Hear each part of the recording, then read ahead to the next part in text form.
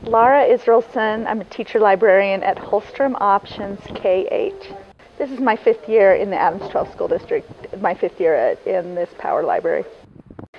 I love that the Power Library has embraced 21st century education, and we spend the day with understanding kids who need to be plugged in. And we help them with technology and products, but most importantly, we are helping them to navigate information literacy and understand that not everything on the internet is trustworthy. So for them to start making those connections and to question the authority of a website, it makes my day. Okay. Now, we've had a lot of budget cuts over the past couple of years. Tell me kind of how that, I know it's affected you in a very personal way. Can you go into how the budget cuts have played out in your position here? It's interesting to work so hard and to care about kids, and as an educator to see the effect that budget cuts have on classroom sizes. And our district has tried to keep the budget cuts away from students, but after $68 million, they are being affected in a really personal way. And for me, it saddens me that we are now going to larger class sizes. The kids will not have the support that they need with counselors and special ed help and other people to surround them. But for me, it's the library to see that go to, especially in an age when information is coming at kids through a fire hose, that there's no one to help guide them through that. For this, librarians have been cut to half-time, but the way the shift works in our district, the librarians with the most seniority will be working in 2 libraries. Okay, and where does that leave you? I will be returning to the classroom. Are you so that saddens you? I mean, you didn't want, this isn't the choice that you wanted? I like the classroom. I love the library. The library is the biggest classroom in the building. I get to work with all 9 grade levels and see those information literacy skills through the whole building. So to have an impact on all the kids has been wonderful for me, and to work with them with reading and with technology. But to return to the classroom, well, I'll have an impact on those 32 kids, but it won't be the same. Okay, so the library staff next year, going from a full-time librarian you this year to going to 2 part-time positions next year. Is that how it works? Yes. Okay. What do you think the effect of that will be on students? Right now, I know the names of every student in this building. I've taken one by one. I've taken reluctant readers to the shelf. I understand who they are. I'm able to collaborate with and have built relationships with teachers, have helped teachers who are reluctant to use technology partner. With a librarian going to 2 buildings, it will almost be impossible to have the time to build those relationships at that level. So things will be scaled back, and we won't have the personal relationships with the kids and the teachers that we do now.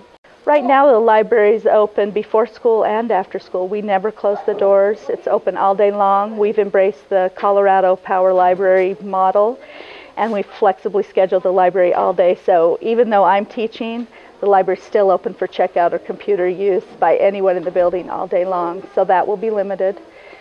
Before school and after school time will probably go away, and the resource just won't be as available as it has been. Okay.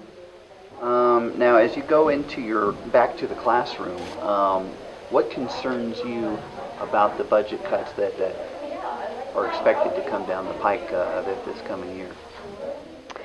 That we're losing good people. We're losing good teachers in the profession. The children are going to be lost in classroom sizes that are increasing to between 30 and 35 and even greater classroom sizes in the secondary schools. And we will start to lose the ability to reach kids with problems or to differentiate at that higher level. In our school, we concentrate on the gifted and talented population and try to focus on their needs. And it's very difficult when the class gets that large to be able to meet the needs of all the different students in your class. kind of put that in perspective of for for parents or anybody who's not a teacher, what does it mean to go from 20 students to 25 students? What's that mean for students? Now you not only have 20 students, you have 20 parents, and the communication home and the time with individuals, and being able to just even make sure you've called on every student in your class. When you divide out a 6-hour day with lunch and specials, and you have 4 hours of instruction, to divide that by 30 children ends up with much less time per student than you had before. I wish people could walk in teachers' shoes.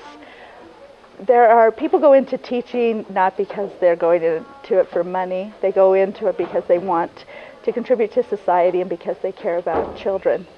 There are very few teachers who take the summers off. They are doing professional development, presenting at conferences, helping to prepare for next year. They're lucky if they get a few camping trips in, just like everyone else. But teachers do not spend the summer with 3 months of nothing to do, right? Is it ironic at all to you that the Library of the Year is losing its librarian? What does that say about what we're doing in this state in education? It is ironic. It's a little demoralizing.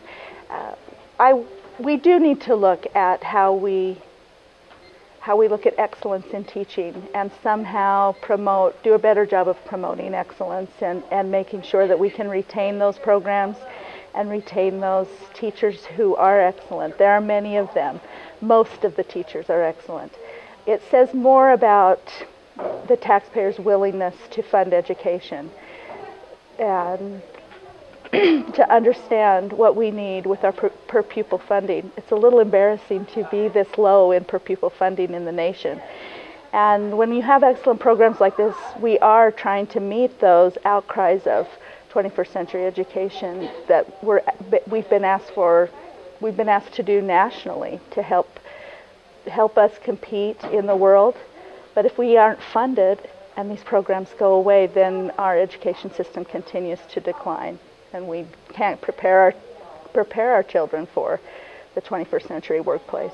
In the state of Colorado, we have this phenomenal program with the Power Libraries program, and in Power Libraries we have the ability to touch everyone in the building, but we also meet as a district.